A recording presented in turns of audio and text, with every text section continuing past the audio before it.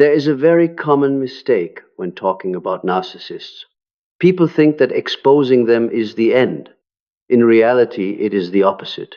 Exposure is only the beginning of the most dangerous phase, not because they become stronger, but because they have nothing left to protect except their power. While they are still trusted, narcissists operate through image. They control through charm, through narratives, through making others willingly believe in them. But once that image cracks, the entire system shifts. It moves from maintaining illusion to enforcing control, and that is when boundaries begin to disappear. What makes this phase dangerous is not their emotions, but their coldness. When they realize you no longer believe, they no longer need to preserve a moral image. They do not need to be liked. They only need you not to be free. From this point on, their behavior is no longer about persuasion. It is about weakening you, making you doubt yourself, lose your support, lose your voice, and eventually lose your ability to leave. This is the moment many people feel that something is very wrong, but cannot name it. Things are no longer loud. There is less talk, less drama, but the pressure becomes heavier. What is happening is not arguing, but a restructuring of reality designed to keep you permanently on the defensive. And when manipulation shifts from seeking validation to preventing escape, the level of danger changes completely. It is precisely at this stage that continuing to explain, argue, or try to clarify things becomes a risk. Because you are no longer dealing with someone defending a viewpoint, but with a system defending power at any cost. They do not need to be right. They only need you to remain trapped. This video will point out 5 specific signs that a narcissist has entered a dangerous state after being exposed. Not to make you afraid, but to help you recognize early when it is time to stop engaging, stop explaining, and shift into self-protection. Because in this phase, what determines your safety is not kindness or patience, but the ability to recognize the moment when withdrawal is necessary. Sign 1. They no longer need you to believe, they only need you to be weakened. When a narcissist is exposed, the first change does not appear in their words, but in the objective of their behavior. Before, they needed you to believe them. They needed admiration, image, the feeling of being validated. But the moment they realize you have seen their true nature, even if you have not said a single word, that objective is immediately replaced. From that point on, they no longer try to persuade you. They begin doing something far more dangerous, weakening you. This is the point many people miss, because they are still expecting a reasonable response, an apology, an explanation, denial, or at least an argument. But no, when exposed, a narcissist does not enter dialogue, they enter strategy. And that strategy is not about proving themselves right, but about ensuring you are no longer stable enough to leave. This weakening does not happen loudly. On the contrary, it usually begins very quietly. Conversations become shorter, colder, less emotional.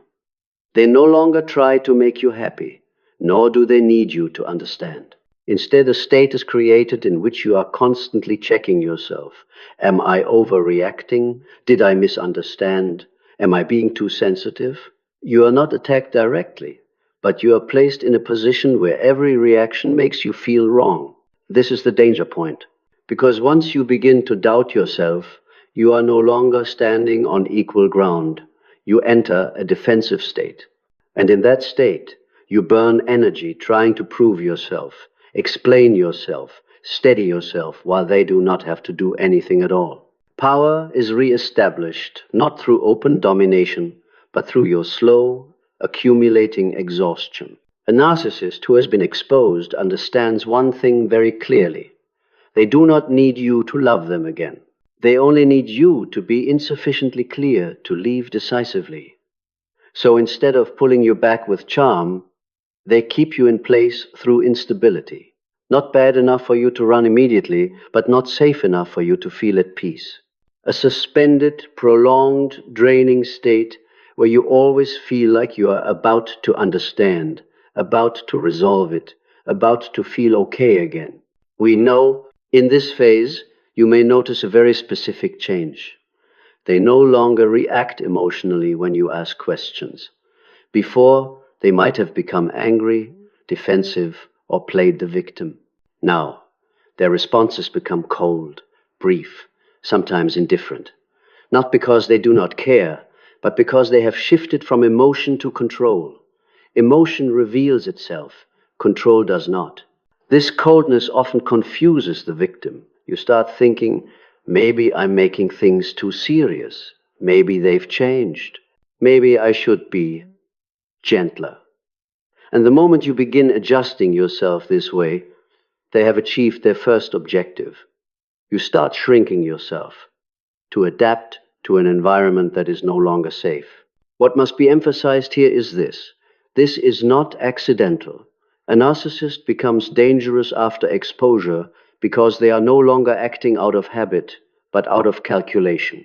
They observe very carefully how you react when you are left hanging, when you are not validated, when you are subtly dismissed.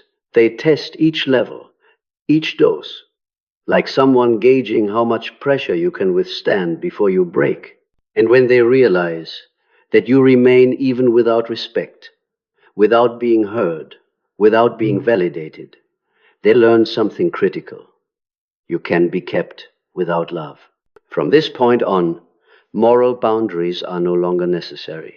Because once someone has accepted remaining in a state of erosion, escalation becomes only a matter of time.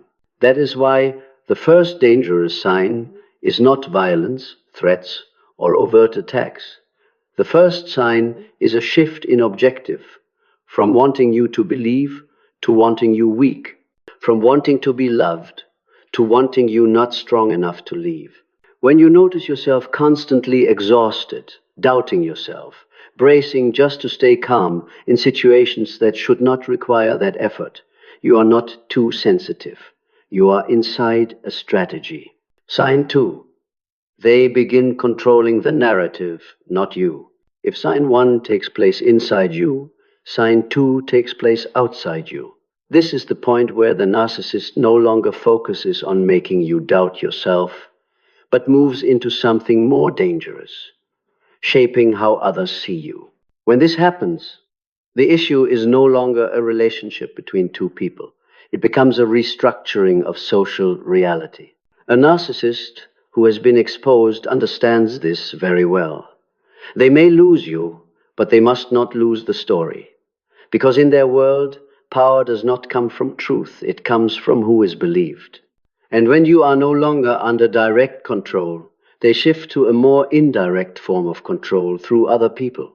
This sign often begins subtly, not with direct slander, but with vague statements. I'm worried about her. He's not doing well. They've been very sensitive lately. These statements sound harmless, even caring, but their purpose is not to help, it is to plant doubt before you ever speak. The danger lies here. You often do not know this is happening, while you still think everything is a private matter. Somewhere else, a distorted version of you is being constructed. Not severe enough for immediate confrontation, but enough that when you finally speak the truth, others are no longer listening from a neutral place. When a narcissist reaches this stage, they no longer need to silence you. They only need to make your voice lose weight. And the most effective way to do that is by assigning you a label. Unstable, emotional, problematic, hurt, so their thinking is distorted. Once that label exists, everything you say afterward is placed inside brackets of suspicion. What traps many people here is the urge to explain clearly. They want to clarify, to lay things out, to illuminate the truth, but they fail to see that the stage is no longer neutral. The game is no longer about who is right, it is about who controlled the context first. And within that context, your truth is seen as a reaction, while their story is treated as the baseline. At this stage, the narcissist does not need to appear often. They let others do the rest. The questions you receive become probing. Responses grow colder. People who were once close begin to keep their distance. No one says anything outright, but you can feel that you are no longer being seen the same way. This is the moment many people fall into the most dangerous trap: self-isolation. To avoid trouble, you withdraw, speak less, share less, explain less, because it feels like no one listens anyway. And unintentionally, you do the work the narcissist wants. You disappear quietly from the social space while their narrative continues unchallenged. It must be understood clearly. This is not a random misunderstanding. A narcissist who has been exposed uses narrative control as a security barrier. It allows them to retain power without direct contact with you. It also protects them from accountability because if anything goes wrong, you have already been prepared to be seen as the cause. The true danger of sign 2 lies here. It removes your social support at the very moment you need it most. When you finally begin to sense that something is wrong, you look around and find yourself standing alone, not because you are wrong, but because reality has been rearranged to make you the isolated one. Sign 3. They begin to punish not to win, but to teach you a lesson. At this stage, the logic of their behavior has completely changed. Before, they needed your reactions in order to adjust their strategy. Now, they no longer need reactions. What they need is fear, caution, or a constant state of alert within you. They want you to learn one very specific message: never put me in a position where I am exposed. End quote. Punishment can appear in many forms, and it is precisely this variety that makes it difficult to recognize. Some suddenly cut off resources, money, support, information. Some sabotage what you are building, your work, your relationships, your reputation. Others choose prolonged destabilization, interruptions, disruptions, a chain of ongoing problems that leave you with no time to stabilize or think clearly. What all these behaviors have in common is this: they are not meant to resolve conflict. They are meant to re-establish a power position. You are not being punished because you are wrong, but because you stepped outside the position they allowed you to occupy. A critical characteristic of sign 3 is the sense of justification in their own mind. At this stage, the narcissist does not feel they are doing something wrong. On the contrary, they believe their actions are necessary, reasonable, even forced upon them. In their internal narrative, you are the problem, and they are merely handling the consequences. This makes their behavior especially dangerous because there is no moral stopping point. When someone believes they are doing the right thing, they can go very far without hesitation. And when punishment does not produce immediate results, they do not ask, "Have I gone too far?" They ask, "How much harder do I need to push?" At this stage, many victims begin to sense a very clear shift. The atmosphere around them becomes systematically tense. Not a single incident, but a sequence of unfortunate events that are hard to explain. Plans are disrupted. Information is withheld. Misunderstandings arise at just the right moment. Problems appear precisely when you have just regained a bit of stability. This is not random. This is erosion through constant disruption. When you are always dealing with small crises, you no longer have the mental space to see the bigger picture and withdraw safely. And that is exactly what they need. Another very clear sign is a change in how they look at you. Their gaze no longer seeks reaction. It observes. It evaluates. It resembles someone watching to see whether this blow was heavy enough. When you hurt, they do not panic. When you collapse, they are not confused. They take note. And if necessary, they continue. This is an extremely dangerous moment to try to clarify things, because in a punitive mindset, every explanation you give is interpreted as resistance, and resistance, in their logic, must be suppressed, not with reason, but with greater pressure. It must be said plainly. When a narcissist begins to punish, the relationship is no longer a relationship. It has become a power structure. And within that structure, your continued presence no longer represents connection, it represents endurance. Sign 4. They no longer have limits and nothing is holding them back. There is an invisible line which, once crossed, removes the need for self-justification. A narcissist who has been exposed and escalated to this level no longer needs to convince themselves that they are right. They no longer need to punish you to feel powerful. They enter a different state. Everything is permitted as long as it serves power. The danger of sign 4 lies here. You will no longer see hesitation, not because they have become calmer, but because there is nothing left inside them opposing their own actions. No inner conflict, no moral contradiction, no internal boundary of this is too far. When a person is no longer restrained by themselves, the level of danger increases exponentially. At this stage, you may notice a very clear, yet hard to describe change. They become disturbingly indifferent to consequences.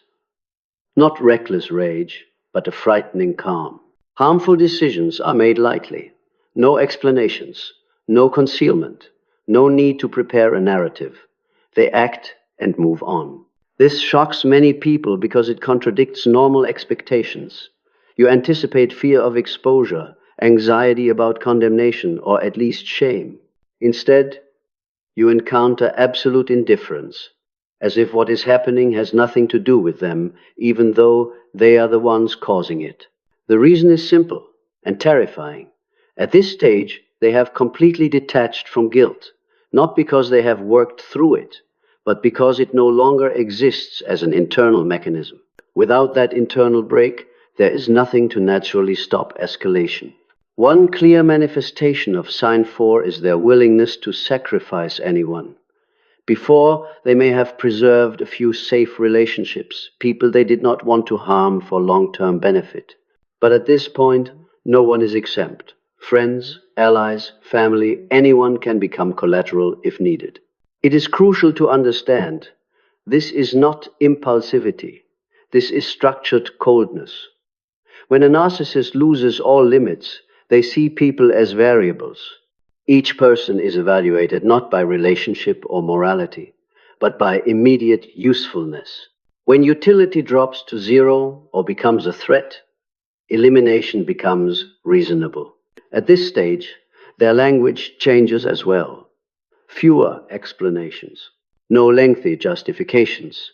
Sentences become short, decisive, final, not because they have figured everything out, but because they no longer require agreement. They act as if judgment now belongs entirely to them. This is when many people sense something deeply unsettling in their presence, a moral vacuum. No right or wrong, no good or evil, only efficiency and power. You may feel as though you are speaking to someone who has disconnected from shared human norms.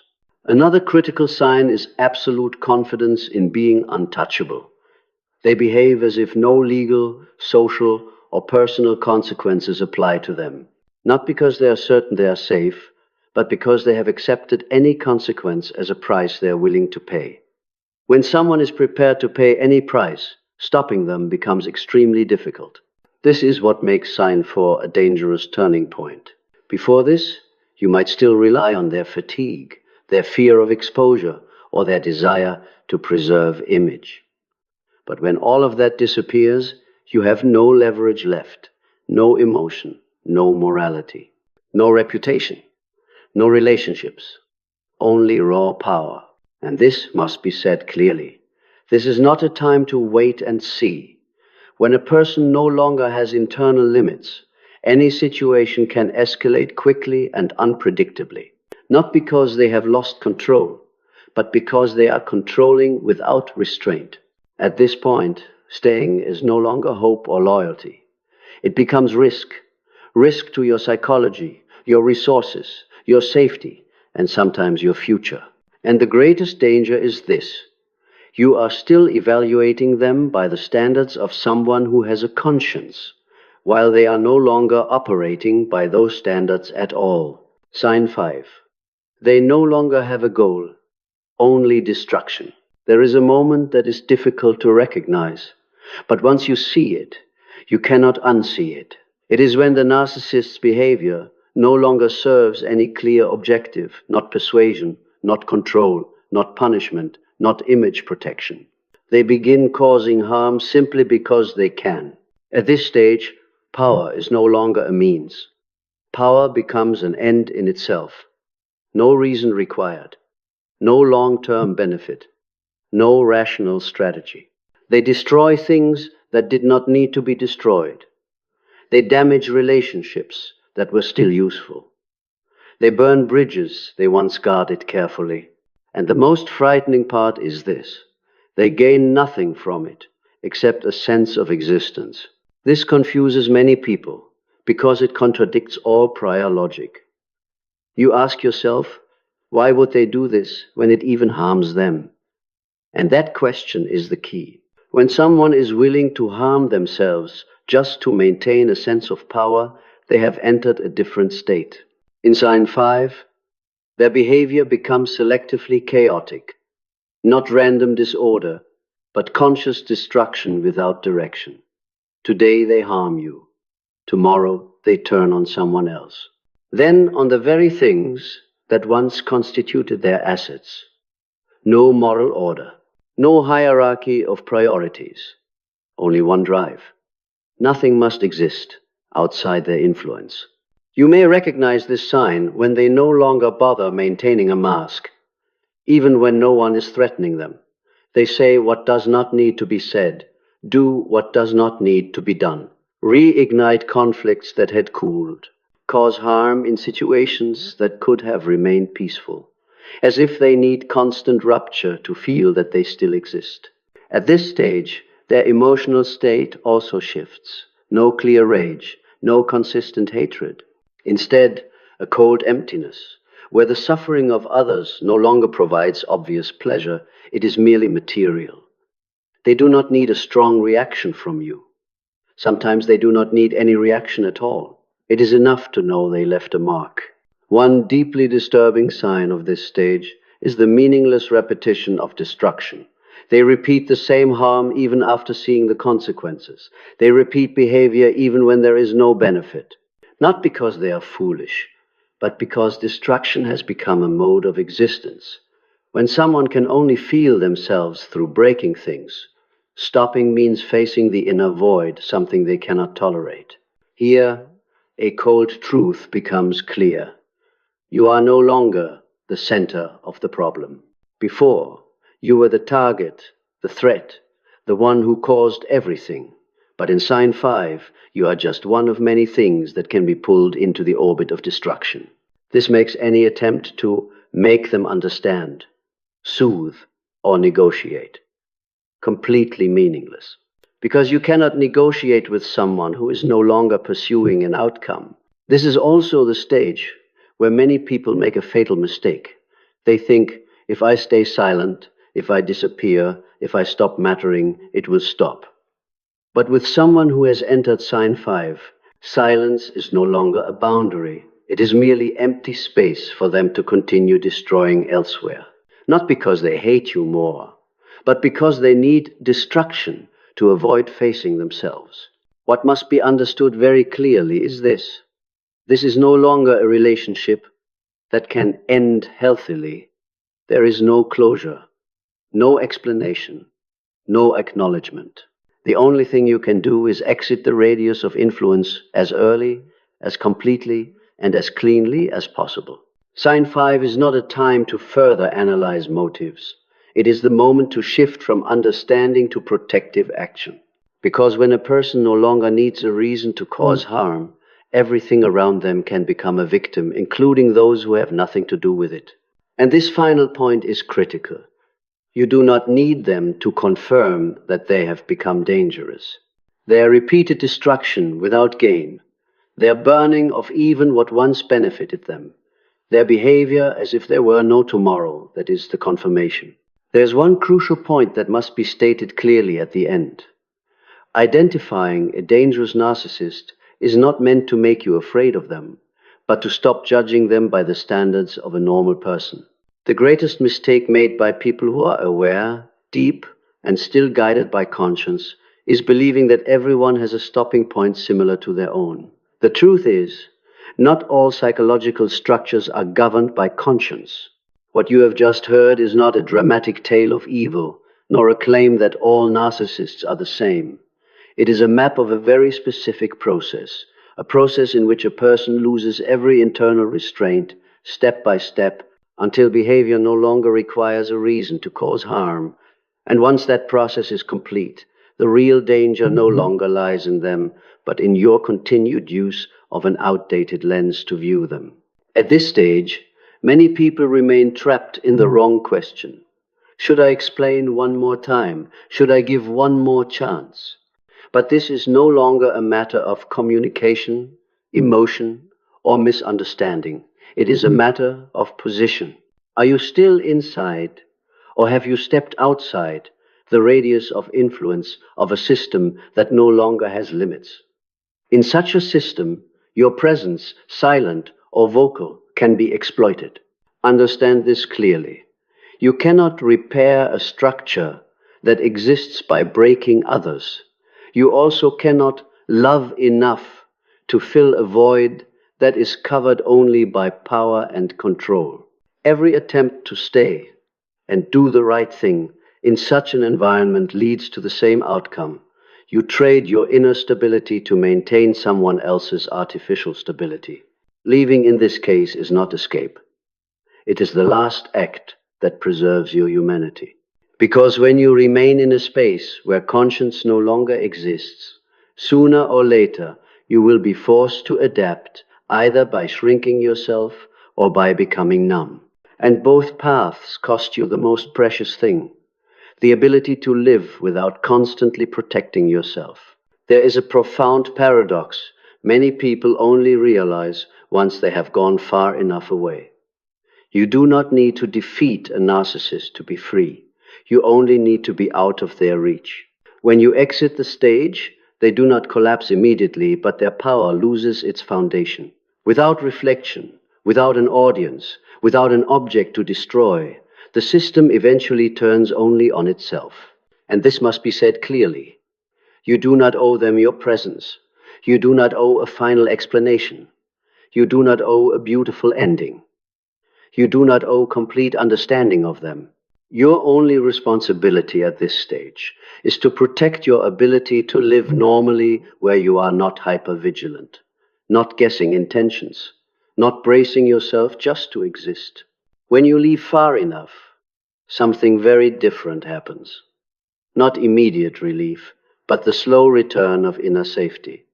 You begin to sleep more deeply, think more clearly. You no longer interpret every small action of others.